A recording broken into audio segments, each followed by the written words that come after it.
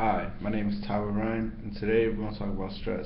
We're going to talk about what stress is and how it affects our human bodies, specifically our nervous system, our hormones, and our heart.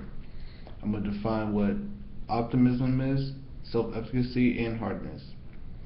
I'm also explaining why it is important to manage stress. I'm going to explain the specific kinds of stress that come from working or everyday life, and also I'm going to give pointers on how to cope with stress successfully. What is stress? Stress is when you feel like you're under a lot of pressure and you feel like you can't move on because you're so depressed about what's going on in your life. And then now we're going to talk about how it affects our body. So, stress in our nervous system weakens our immune system, which can make us more vulnerable to sicknesses such as the common cold. And it kind of explains why we feel terrible when we're under a lot of stress. Also, stress can cause changes in our hormones, like in our DNA. Say we had like a wound, like a little small cut, and waiting for it to scab. Stressing slows down that whole process. So if we're stressing, the wound will not get healed as fast as it should have if we weren't under a lot of stress.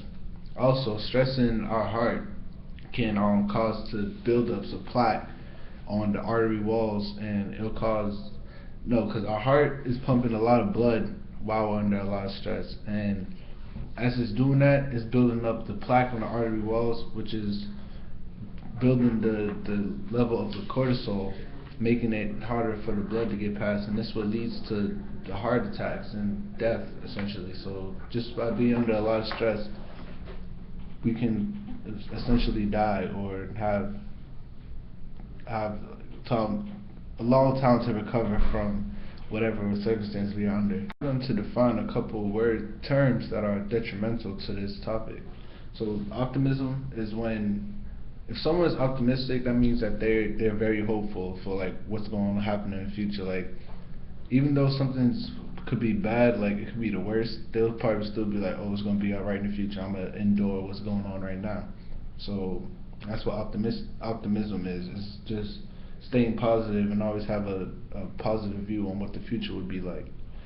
Self-efficacy is now when one has a strong belief in themselves that no matter how long it takes them, that they're going to get a task done. So it's like they're very determined they know what they're capable of, so they're very determined to get the task done. And then the last word is hardness, is when one that is strong enough to endure like any kind of circumstances that they are put under or whatever. Say I don't know, something very stressful. It's like they can take it and then they'll still persevere through whatever they're going through.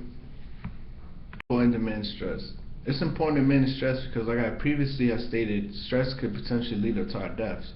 So if we manage stress by not by suppressing our emotions, because that'll only make matters worse, but by believing these two ideas of fight or flight and tend to befriend.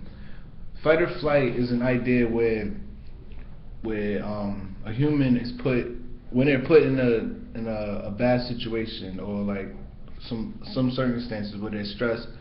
There's an idea where we fight, deal with it, fight through it, go along with it, and then flight where we don't. You just don't deal with it somehow. And then there's another idea of tend to befriend where it's usually correlated with women because it says that 10 is where you would like go to nourish their children and find comfort with them, and then befriend is when they go in a large group of women that probably have a similar problem, and then they can vent with one another, finding comfort. And as a retail associate, I feel like it's very stressful having to deal with many customers, especially if they're very like indecisive. There's probably some that can barely speak English. Well, I used to work at Macy's where I would come across all types of situations like this where I would have to find a product, like go around the whole store looking for it, and then when I end up finding it, they find out they find something they don't like about it and end up not wanting to get it. So that probably happened like 10, 15 times out of one shift. One shift at Macy's, that happened to me probably like 10, 15 minutes time. 10, 15 times a day.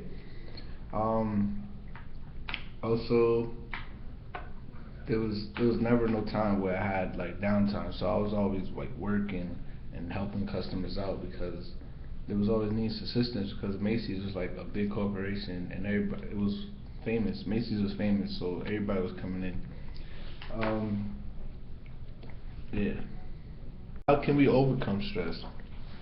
We can overcome stress by getting physical, working out, and doing all the things that we usually do.